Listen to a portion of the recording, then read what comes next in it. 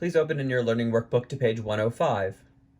We will now discuss the quotient rule for radicals. The quotient rule for radicals says, if the nth root of a and the nth root of b are real numbers, and the nth root of b is not 0, then the nth root of a divided by the nth root of b is equal to the nth root of the quotient a over b.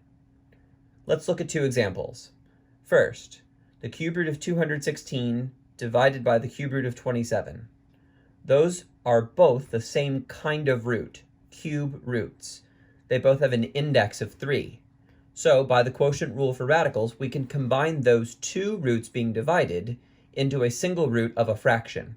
The cube root of 216 divided by the cube root of 27 equals the cube root of the fraction 216/27.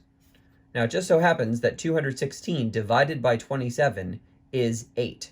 So this fraction underneath the cube root simplifies to just the number 8. So now we have the cube root of 8. And the cube root of 8 is 2. So we've gone all the way from beginning to end. The cube root of 216 divided by the cube root of 27 is 2.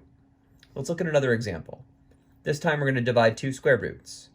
The square root of 64 divided by the square root of 4 can be rewritten as the square root of the fraction 64 over 4 because both roots are of the same type. They both have an index of 2. They are both square roots.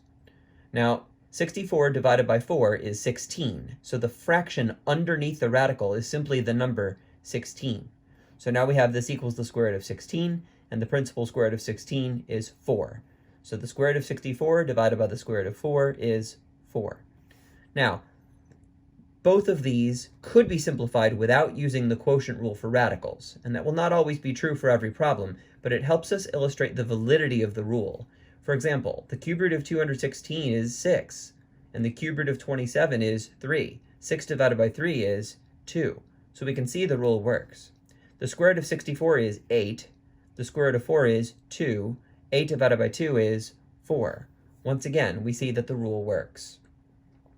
Now, something else that's important to note about the quotient rule for radicals. It is a bidirectional rule. On the left-hand side, there are two radicals. On the right-hand side, there's only one. This important rule can be used in two directions. It can be used to combine two radicals into one when read from left to right. It can be used to split one radical into two when read from right to left.